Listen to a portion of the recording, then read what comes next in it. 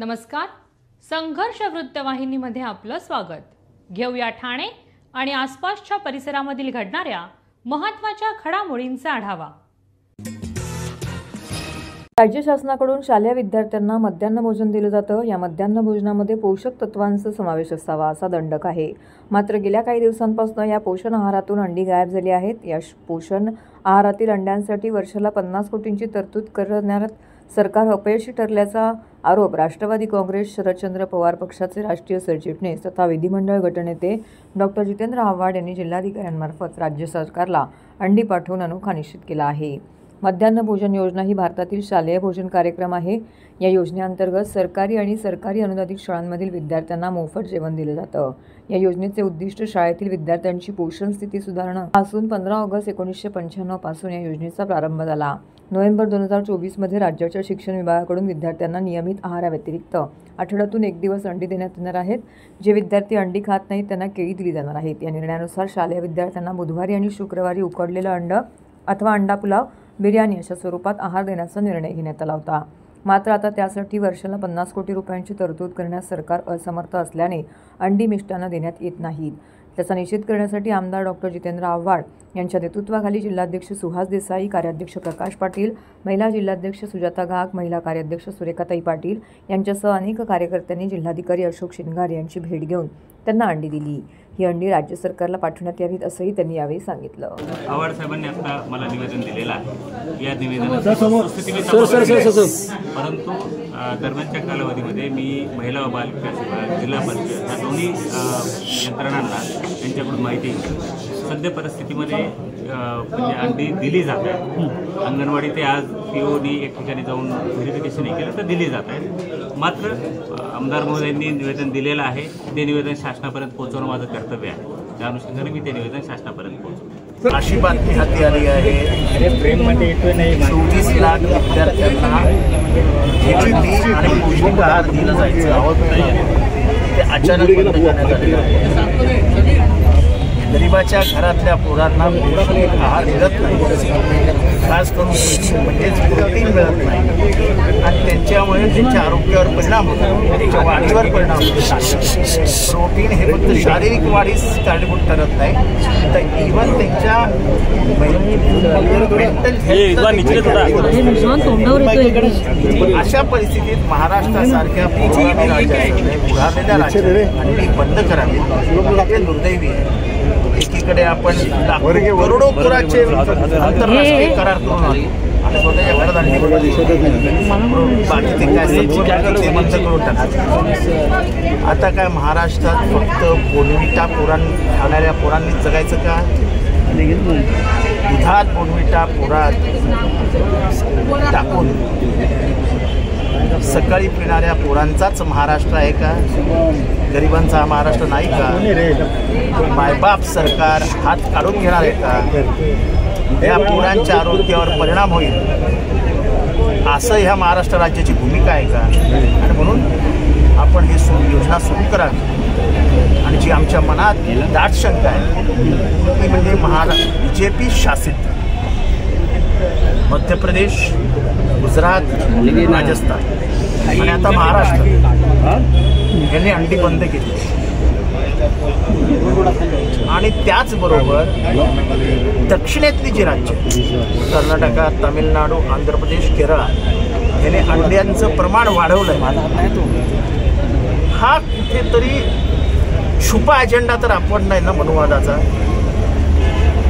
कारण का महाराष्ट्रामध्ये एक कळत नकळत युद्ध सुरूच आहे.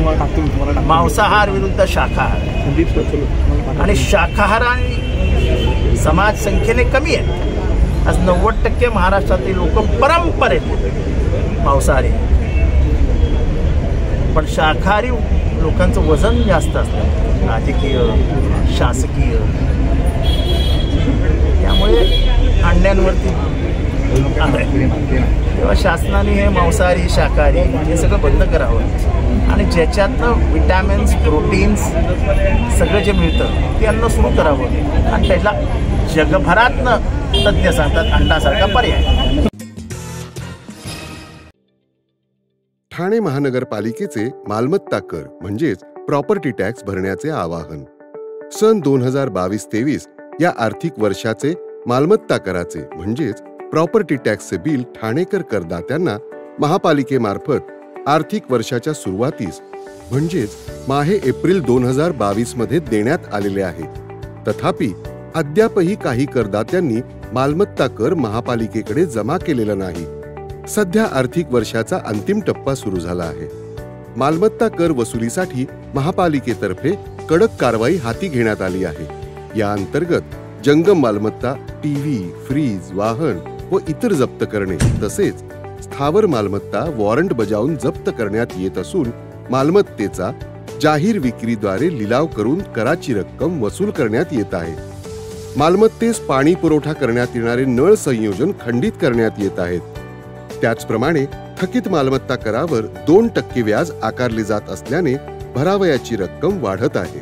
आपला मालमत्ता कर propertytax.thanecity.gov.in या लिंकद्वारे तसंच गुगल पे, फोन पे, पेटीएम याद्वारे ऑनलाईन पद्धतीने करण्याची सुविधा उपलब्ध करून दिली आहे. शनिवार, रविवार व सार्वजनिक सुट्टीच्या दिवशी नागरिकांना मालमत्ता कर भरणे सोयीचे व्हावे याकरता महापालिकेचे मालमत्ता कर संलग्न कार्यालय या दिवशी कार्यान्वित ठेवण्यात आलेले आहे. तरी मालमत्ता कर वसुलीची अप्रिय कारवाई टाळण्याच्या दृष्टिकोनातून मालमत्ता कर भरून महापालिकेस सहकार्य करावे. धन्यवाद. मान्सूनपूर्व कामे वेळेत व्हावी व सर्व यंत्रणांचा परस्पर संबंध असावा यासाठी महापालिका आयुक्त सौरभ राव यांनी सर्व विभागांची बैठक आयुक्त दालनामध्ये आयोजित केली होती. महापालिका कार्यक्षेत्रामध्ये पावसाळ्यात खड्ड्यांमुळे वाहतूक कोंडी होऊ नये यासाठी रस्त्यांची सर्व कामे वेळेत पूर्ण करावीत. तसेच खड्डे पडण्याची जी ठिकाणं आहेत त्या ठिकाणी पाहणी करून सर्व कामे 30 एप्रिलपर्यंत करावीत. त्याचप्रमाणे मान्सून कालावधीत काही कारणास्तव खड्डे पडले तर ते तात्काळ दुरुस्त करण्यासाठी यंत्रणा सज्ज असेल तर या दृष्टीने नियोजन करण्याच्या सूचना आयुक्तांनी या बैठकीत दिल्या आहेत. या बैठकीस महापालिकेचे अतिरिक्त आयुक्त प्रशांत रुडे, वाहतूक विभाग, मेट्रो प्राधिकरण, MMRDA इत्यादी विभागांचे अधिकारी उपस्थित होते. महापालिका कार्यक्षेत्रातील मान्सूनपूर्व कामांसंदर्भात नियोजन समितीच्या बैठकीमध्ये उपमुख्यमंत्री, ठाणे जिल्हा पालकमंत्री एकनाथ शिंदे यांच्या अध्यक्षतेखालील बैठकीमध्ये या सूचना देण्यात आल्या. त्या अनुषंगाने सर्व प्राधिकरणाने आपल्या अखत्यारीत कामं युद्धपातळीवरती पूर्ण करावीत जेणेकरून पावसाळ्यात कोणत्याही समस्येला नागरिकांना सामोरे जावं लागणार नाही या दृष्टीने राहावं असे निर्देश आयुक्त राव यांनी दिले आहेत. इमारत बांधकाम, टाउनशिप आणि नागरी प्रादेशिक विकास प्रकल्पासाठी केंद्रीय पर्यावरण व वन आणि हवामान बदल मंत्रालयाने 29 जानेवारी 2025 रोजी एक अधिसूचना जारी करून दिलासा दिला आहे. मुंबई, ठाणे, नवी मुंबई, मीरा भाईंदर व राज्यातील अनेक शहरांमध्ये अभयारण्य, राष्ट्रीय उद्यान आणि MIDCच्या 5 किलोमीटर परिघातील 20,000 चौरस मीटर ते 1,50,000 चौरस मीटर बिल्टअप विकास क्षेत्र असलेल्या प्रकल्पांना आता राज्य शासनाच्या पर्यावरण संनियंत्रण समितीकडून बांधकाम परवानग्या मिळणं सोयीचं होणार आहे. खासदार नरेश म्हस्के यांनी यासाठी केंद्रीय पातळीवरती केलेल्या पाठपुराव्यामुळे ही अधिसूचना निघाली आहे. ऑगस्ट 2024 साली राष्ट्रीय हरित लवादाच्या एका निर्णयामुळे अभयारण्य, राष्ट्रीय उद्यान आणि MIDCच्या 5 किलोमीटर परिघातील 20,000 चौरस मीटर ते 1,50,000 चौरस मीटर बांधकाम क्षेत्र असलेल्या बांधकाम प्रकल्पांना केंद्रीय पर्यावरण, वन आणि हवामान बदल मंत्रालयाच्या परवानग्या घेणं आवश्यक असल्याचं म्हटलं होतं. मात्र या निर्णयाबाबत संदिग्धता असल्याने गेली 6 महिने राज्यातील अनेक बांधकाम विकास प्रकल्प रखडले होते. खासदार नरेश म्हस्के, शिवसेना, नवी मुंबई जिल्हाप्रमुख किशोर पाटकर यांच्या निदर्शनास ही बाब आल्यानंतर त्यांनी उपमुख्यमंत्री एकनाथ शिंदे, डॉक्टर श्रीकांत शिंदे यांच्याशी संवाद साधत मार्ग काढण्याची विनंती केली. या निर्णयामुळे ठाणे, नवी मुंबई, मीरा भाईंदर, मुंबई राज्यातील अनेक शहरातील बांधकाम विकास नागरी प्रकल्प मार्गी लागणार आहेत. या निर्णयामुळे केवळ विकासकांना दिलासा मिळाला नसून अनेक प्लांट खरेदीधारक, पुनर्विकास प्रकल्पातील रहिवासी यांचाही फायदा होणार असल्याची माहिती खासदार नरेश म्हस्के यांनी दिली आहे. ठाण्यातील शिवचैतन्य मित्रमंडळाच्या वतीने श्री सिद्धिविनायक मंदिराच्या वर्धापन दिनानिमित्त महाकुंभाभिषेक सोहळा आयोजित करण्यात आला होता. अत्यंत भक्तिमय वातावरणामध्ये हा सोहळा पार पडला. या सोहळ्यात गृह व महसूल राज्यमंत्री गणेश कदम यांनी उपस्थिती दर्शवित गणरायाचं दर्शन घेतलं. या निमित्ताने महाकुंभ यात्रेची सुरुवात गणेश चौक, शिवाजीनगर, वाघळी स्ट्रीट येथून झाली. यात्रेमध्ये हजारो भक्त, आध्यात्मिक संत, कीर्तनकार सहभागी झाले होते. टाळ मृदुंगाच्या गजरात, दिंडीच्या माध्यमातून मोठ्या उत्साहात ही यात्रा पार पडली. यामध्ये दाक्षिणात्य वाद्यवृंदाचं पथक, भजनी मंडळं, त्याचबरोबर पारंपरिक वेशभूषा धारण करून अनेक महिला डोक्यावरती कलश घेऊन यामध्ये सहभागी झालेल्या पाहायला मिळाल्या. तसेच ढोल ताशक पथक देखील या ठिकाणी होतं. अशा प्रकारे भव्य अशी यात्रा या ठिकाणी पाहायला मिळाली. पहिल्यांदाच मागी गणेशोत्सवानिमित्त येथे येण्याचा योग आला. तर आमच्या पक्षाचे शिवसेना सचिव संजय मोरे यांनी हा उत्सव सुरू केला. बाळासाहेब ठाकरे यांच्या विचारांवरती एकनाथ शिंदे साहेब महाराष्ट्र पुढे नेत आहेत. ठाणेकरांचे प्रेम नेहमीच आमच्यासोबत आहे. अक्षय शिंदे प्रकरणात मंत्री योगेश कदम आणि मंत्री संजय शिरसाट यांना नोटीस बजावण्यात आलेली आहे, अशी प्रतिक्रिया देताना यावेळी मंत्री कदम म्हणाले, आम्हाला मिळालेल्या लीगल नोटीसला कायदेशीर पद्धतीने उत्तर दिलं जाईल, असंही त्यांनी यावेळी म्हटलं.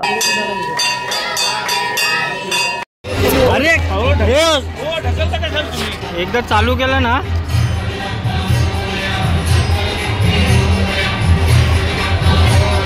साहेब, एक मिनिट साहेब साहेब साहेब साहेब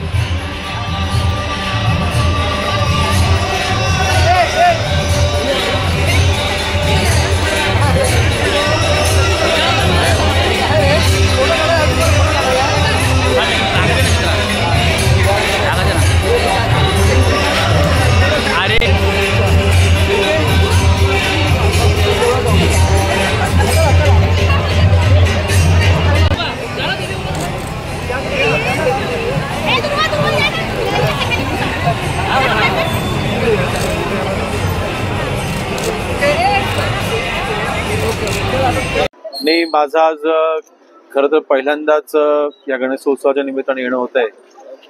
शिवसेनेचे आमचे सचिव संजयजी मोरे यांनी अतिशय चांगला उपक्रम गेल्या अनेक वर्षापासून त्यांनी हाती घेतला आहे. विशेषतः कधी कधी आपण देवपण करत असताना आपण हिंदू शास्त्र आपण थोडासा विसर व्हायला होतो, परंतु ज्यावेळेला आपण प्राणप्रतिष्ठा आपण गणरायाची करतो त्यानंतर शास्त्रामध्ये असा उल्लेख आहे की 12 वर्षांनी आपण एकदा तरी पुन्हा एकदा प्राणप्रतिष्ठा करायची असते. आपण जेव्हा परमेश्वराकडे आशीर्वाद मागतो तेव्हा आपल्यामधले नकारात्मक जे भाव असतात आपण ते देवाला आपण देत असतो आणि गणरायाच्या पोटात घेत असतो. आणि म्हणून पुन्हा एकदा गणरायाची ऊर्जा पुनर्जीवित व्हावी ह्यासाठी शास्त्रामध्ये दर 12 वर्षाने अशी पूजा करायची जी एक प्रथा आहे. मला वाटतं ती प्रथा संजयजी मोरे यांनी जिवंत ठेवली आहे. खऱ्या अर्थाने मला वाटतं बाळासाहेबांचं एक सच्चा शिवसैनिक, सच्चा हिंदुत्व काय असतं त्याचं पुन्हा एकदा मला तिथं उदाहरण पाहायला मिळालंय. आणि म्हणून मला वाटतं त्यांचं मनापासून मी आज कौतुक करतोय. आणि शेवटी या शिवसेना परिवारामुळेच माझ्यासारख्या तरुणाला आज मंत्रिपद मिळालेलं आहे. आणि म्हणून नक्कीच सगळ्यांचे आशीर्वाद हे मला मिळावेत हा देखील छोटा स्वार्थ घेऊन आज मी इथे आलोय. शेवटी वंदनीय बाळासाहेबांचे विचार पुढे घेऊन संभाजी शिंदे साहेब आज महाराष्ट्रामध्ये प्रचंड मेहनत घेतात, काम करतायत, विकास करतायत आणि त्यांना साथ द्यायला ठाणेकर देखील कधीच कमी पडले नाहीत. आणि त्या ठाणेकरांच्या कार्यक्रमामध्ये उपस्थित झाल्यानं आमच्यामध्ये नेहमीच वेगळा उत्साह असतो आणि नक्कीच त्या उत्साहामुळे आज मी इथे आलोय. गोरगरीब रुग्णांना खासगी व शासकीय रुग्णालयांमध्ये उच्च दर्जाचे मोफत उपचार मिळावे यासाठी महात्मा ज्योतिबा फुले आरोग्य योजनेचा लाभ मिळावा यासाठी रुग्णालयांकडून शिधापत्रिका अथवा शिधावाटप कार्यालयातून दखल घेणे आवश्यक आहे. हा दाखला घेण्यासाठी रुग्णांच्या नातेवाईकांना उंबरठे झिजवावे लागू नयेत यासाठी ठाणे शिधावाटप विभाग सरसावला आहे. वैद्यकीय उपचारासाठी आवश्यक दाखल्यासाठी रुग्णांच्या नातेवाईकांनी अर्ज केल्यास तात्काळ त्यांना दाखले देण्यात येत आहेत. त्यानुसार मागील काही 8 महिन्यामध्ये 168 जणांना शासकीय दाखले देण्यात आले असल्याची माहिती शिधावाटप विभागाने दिली आहे. अनेकदा गोरगरीब रुग्णांना आकस्मिक उद्भवणारे आजार, हृदयविकार, किडनी विकार, कॅन्सर, हाडांच्या शस्त्रक्रिया, दुर्धर आजारांवरती उपचाराकरिता होणारा खर्च हा न पेलवणारा असतो. त्यामुळे योग्य उपचाराअभावी रुग्णांचाच मृत्यू होत असतो. ही बाब लक्षात घेऊन शासनाने गोरगरीब जनतेला उत्तम व चांगली आरोग्य सेवा मिळावी यासाठी शासन स्तरावरती विविध योजना राबवण्यात येतात. त्यानुसार महात्मा ज्योतिबा फुले आरोग्य योजनेअंतर्गत अनेक दुर्धर आजारांवरती मोफत व उच्च दर्जाचे उपचार रुग्णाला मिळत आहेत. यामुळे ही योजना रुग्णांसाठी वरदान ठरत आहे. असं असलं तरी अनेकदा रुग्णांच्या नातेवाईकांकडे सरकारी अथवा खाजगी रुग्णालयांकडून शिधापत्रिकेची मागणी करण्यात येत असते. दरम्यान ठाणे जिल्हाधिकारी कार्यालयाच्या आवारामध्ये 41 शिधावाटप कार्यालय आहेत. या कार्यालयात शिधावाटप अधिकारी सु. रा. डुमरे यांनी सर्व अधिकारी आणि कर्मचाऱ्यांना वैद्यकीय मदतीसाठी येणाऱ्या रुग्णांच्या नातेवाईकांना अर्ज प्राप्त झाल्यानंतर त्याच दिवशी दाखला देण्याचे कटाक्षाने नियम पाळण्याच्या सूचना केल्या आहेत. महात्मा फुले जन आरोग्य योजनेचे दाखले आपल्याकडे जेव्हापासून ही योजना कार्यान्वित झालेली आहे, याच्या आधी या योजनेला राजीव गांधी योजना नाव होतं, त्यानंतर त्याचं नामकरण महात्मा फुले योजनेमध्ये झालेलं आहे. म्हणजे हे दाखले आपण पूर्वीपासूनच देतो आहे आणि ह्या दाखल्याकरिता आपल्याकडे शिधापत्रिकेचा ऑनलाईन नोंदी आपण घेतो. ज्या शिधापत्रिकेच्या ऑनलाईन नोंदी झालेल्या नाहीत अशा शिधापत्रिकाधारकांना कार्यालयात येऊन या योजनेचं प्रमाणपत्र घ्यावे लागतं. कधी कधी त्यांच्या शिधापत्रिका पण खराब असतात, प्रिंटिंग नंबर बरोबर दिसत नाही, म्हणून सुद्धा ते एक्सेप्ट करत नाहीत वैद्यकीय अधिकारी, आणि त्याकरिता हे लोक आपल्याकडे दाखले मागायला येतात. तर या लोकांना, कारण हे लोक गरजू असतात, हॉस्पिटलमध्ये गरीब असतात, हॉस्पिटलमध्ये यांच्यावर लवकरात लवकर उपचार व्हावेत, म्हणून यांना आपण प्राधान्याने त्याच दिवशी लवकरात लवकर तासाभरातच दाखले देतो. ते दाखले देण्याकरिता आपण त्यांच्याकडून एक अर्ज घेतो, शिधापत्रिकेची छायांकित प्रत, आधार कार्डाची छायांकित प्रत आणि हॉस्पिटलने काय क्युरी काढलेली आहे त्यासंबंधी ते हॉस्पिटलवाले एक दाखला देतात. तो दाखला आपण त्यांच्याकडून घेतो आणि लवकरात लवकर अभिलेखापासून आपण त्यांना महात्मा फुले योजनेचा दाखला देतो. मागच्या डिसेंबर महिन्यामध्ये आपण जवळजवळ 196 दाखले अशा प्रकारचे वितरित केलेले आहेत आणि त्याचप्रमाणे जानेवारी महिन्यातही इतकेच दाखले 200च्या जवळजवळ जातील आणि ही दरमहा निरंतर चालणारी प्रक्रिया आहे. नागरिकांना तर यापूर्वीही मी वारंवार कॅम्प लावलेले आहेत, रिक्षा फिरवून याच्या बाबतीत आपण आवाहन केलेलं आहे. शासन स्तरावरून EKYC, मोबाईल सीडिंग आणि इष्टांकपूर्ती ह्या योजना आपल्या चालूच आहेत आणि त्या लवकरात लवकर आपल्याला पूर्णत्वास न्यायच्या आहेत. या कार्यालयाची EKYC 75% पूर्ण झालेली आहे. उरलेले 25% नागरिक जरा असहकार्य करीत असल्यामुळे ते काम लवकर होत नाही आहे. तर याबद्दल मी नागरिकांना जाहीर आवाहन करू इच्छिते की त्यांनी त्यांच्या दुकानात, जवळच्या कोणत्याही दुकानात जाऊन स्वतःच्या राहिलेल्या मेंबर्सची EKYC करून घ्यावी. ह्या EKYC करून घेत असताना आमच्या असंही लक्षात आलेलं आहे की बरेच शिधापत्रिकाधारकांमधील जे काही मेंबर्स असतील त्या मेंबर्सचे कोणाचे लग्न झालेले आहेत, कोणी मृत्यू झालेले आहेत, काही स्थलांतरित झालेले आहेत. तर नागरिकांनी ती नावं कार्यालयात येऊन कमी करून घ्यायला पाहिजे फॉर्म भरून, तर त्यांनी ते केलेलं नाही. तर अशा नागरिकांनी पुन्हा कार्यालयात यावं, ते नावं कमी करून घ्यावीत. दुकानदारांना सुद्धा सांगावं, त्यांनी त्या लिस्ट द्याव्यात, तर आम्ही ते नावं ऑनलाईन कमी करून घेऊ आणि शासनाला पर्यायाने जनतेला पण त्याचा फायदा होईल, इतर गरजू लोकांना त्याचा लाभ आपल्याला देता येईल. तर हे होतं संघर्ष वृत्तवाहिनीचं आजचं बातमीपत्र. उद्या पुन्हा भेटू याच वेळी याच ठिकाणी ताज्या घडामोडींसह. तोपर्यंत नमस्कार.